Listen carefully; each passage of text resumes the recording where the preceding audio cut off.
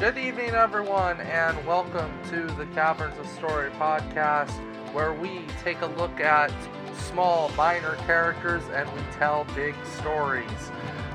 My name is Toby Green, and I'm your host. Stick around, we got. So, I wanted to thank everyone who had joined with us in the last episode, episode 2A, King Agnarr and Queen Iduna, Story of Trust. When we left off with the two main characters, keep in mind that they had been lost at sea, presumed dead by the rest of the world. They had come onto this island, and they had basically tried to live in the island. And Agnarr, I'm sorry, I keep mispronouncing his name. Agnarr had a much more difficult time assimilating to the island. He was a man of privilege and wealth. Iduna, who was much more dutiful and kind of responsible, had assimilated to the island a lot better, even though she had some heartbreaking situation. The two of them have a pretty tender moment where they have a tryst which produces a child, a baby boy. Agnarr, though, has problems on the island, not really making friends with animals, not really coming to an understanding with any of the local life. Has a situation where he basically provokes a jaguar who ends up mauling him pretty severely. He gets saved by Iduna, but at the cost of putting her baby down. And the fear is that the baby has been absconded by the animals. Neither one of them could have found the baby. When we last left off, they were back at the beach. They were both very, very sad and tired and grief-stricken. Agnarr lashed out at Iduna, and she basically just had enough. She didn't want to be on the island anymore with this man. She's lost her child, and basically she just said, you know what? Either I'm going to swim off this island and live, or I'll just die. But I'd rather do that than spend one more minute on this island with you, basically sitting around and whining and being sad and mopey. And he had lashed out at her. He blamed Elsa for all of his problems, and just really kind of come unhinged. Keep in mind that you gotta remember that Agnarr at this point has been, he's no longer looks like a king. He's been deformed.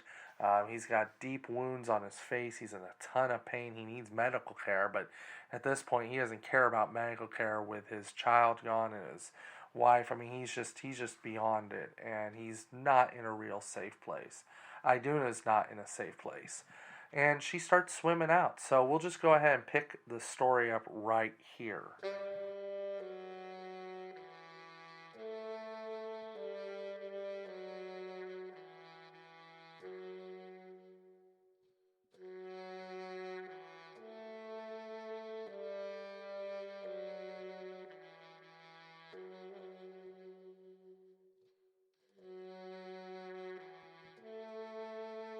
The water was oddly like the Atlantic Ocean water.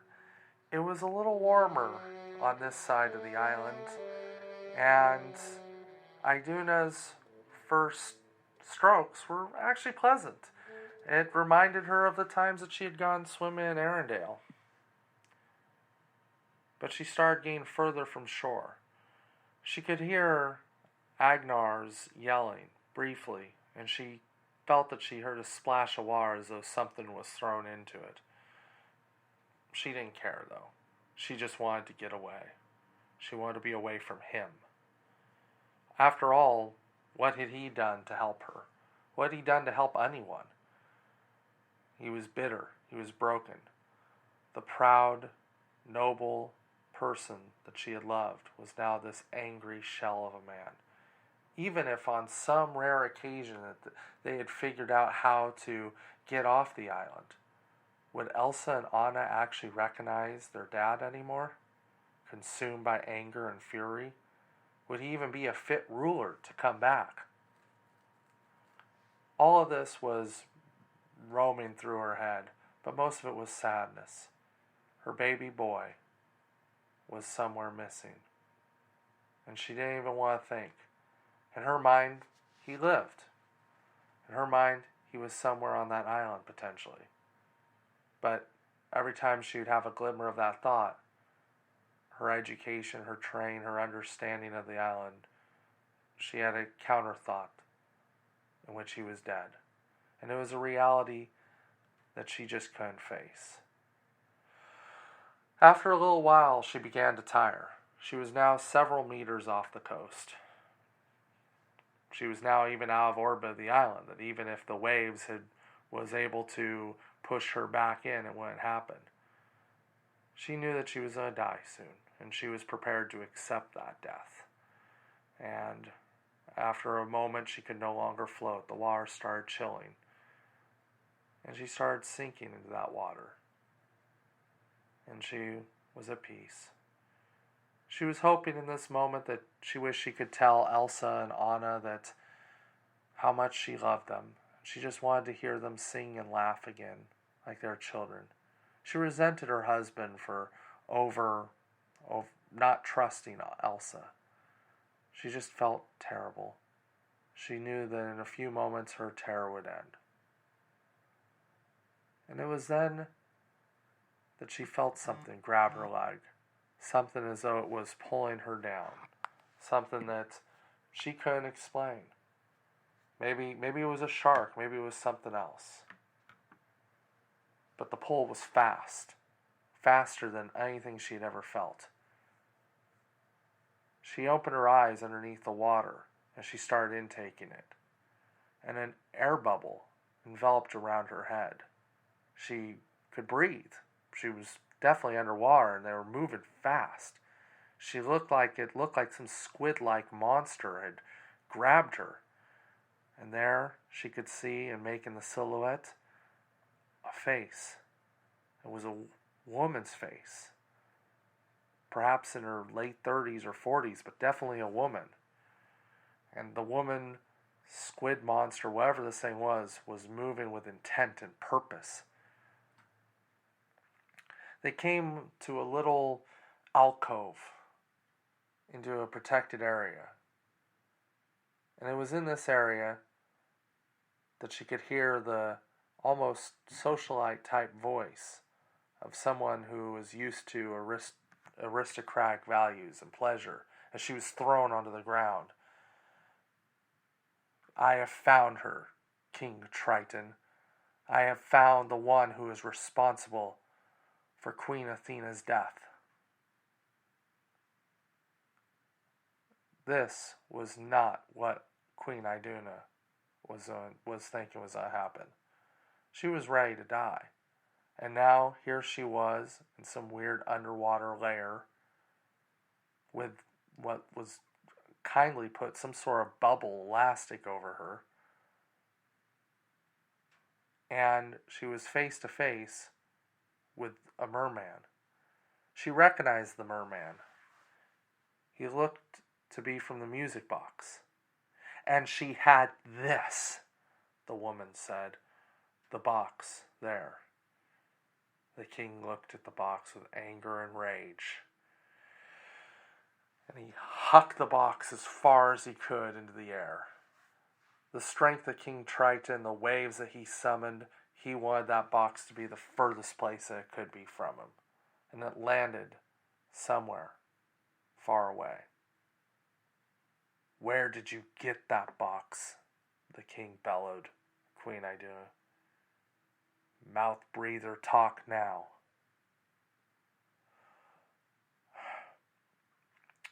I found it on the waves. But it doesn't matter. What are you talking about that it does not matter? It matters to me. Did you kill my wife? Did you kill the queen? You're a king, correct? Iduna said. In an odd way, Iduna sat here and quickly composed herself. Yes, she was scared, but not really. She had just been accepting her death previously, and the last thing that she wanted to do was treat with somebody else. But she recognized this room. Oh, sure, it was a different culture. Oh, sure, it was different it was a whole different ecosystem. But for all of its differences, she was a family of royalty. This was a woman who knew her way around diplomatic matters. As we know from her surviving, she, though despondent, she was jarred back in. Remember, she was trained for moments like these. She was trained for a situation to possibly be under interrogation by a foreign or angry king or queen. This did not scare her. Her training and the years of practice and of dealing with diplomatic matters snapped into gear. She was not some scavenger on an island or some survivor. She was not some meek woman any longer who was just happy to dutifully help her husband. She was Queen Iduna of Arendelle. And if this was a king, he was going to know very quickly what that meant. Her back straightened. My name is Queen Iduna of Arendelle. I do not know what it is that you speak about. And I saw the box on the tide. And I must assume that I am speaking with King Triton. Is this the same king of mythology? We have heard stories about some fantastic people in the waves with magic tricks to bewitch our minds. But I have never seen anyone or been around anyone that can compare in story or otherwise to the majesty of your kingdom, King Triton. I take it that I am dealing with somebody of royalty as well, King Triton said calmly. Yes. Well, then let me ask you something. You are a wife and a mother, I take it? Why should I not just kill you after the attack that your people did on me? Why? Well, first of all, you'd be killing an innocent person. I do not know of any attack. And I will once again say, for the record, that I did not, in any way, shape, or form, help or participate in an attack on your people. But I promise with you, with all my heart and being, that I can find who did this attack. I hear these words, but I don't know why my people shouldn't just proclaim war on you folks. We down here in the ocean, we tolerate your boats on our sea. We tolerate everything. We tolerate you hunting the fish. We tolerate everything that you do. And you give back nothing to us. You give us your sewage. You pollute us with everything that you put into it. And yet you expect me to treat with you? Yes, I do. It's clear that... No, it's not clear. He cut her off. What's clear is that I've already taken vengeance on those men who killed my wife. I don't need you or your kingdom or anything. I could have you dead now if I wished it. You could. Iduna thought about this, and she thought a different tact would be appropriate. Of course you could, great king, Triton. But you'd also be wishing upon a major war. Because I would make it my point. I was just taking an evening swim. My king is up there. And when he finds out that you killed his queen, we will have fishing nets and ropes, and we will bring the war to you. But we don't have to. We can just pleasantly ignore each other for the rest of our days. Is that what you want brought upon your people? Even a mere ship of, clearly not an army, a mere ship of whatever attacked you could have killed your wife. What do you think a ship of people who are intent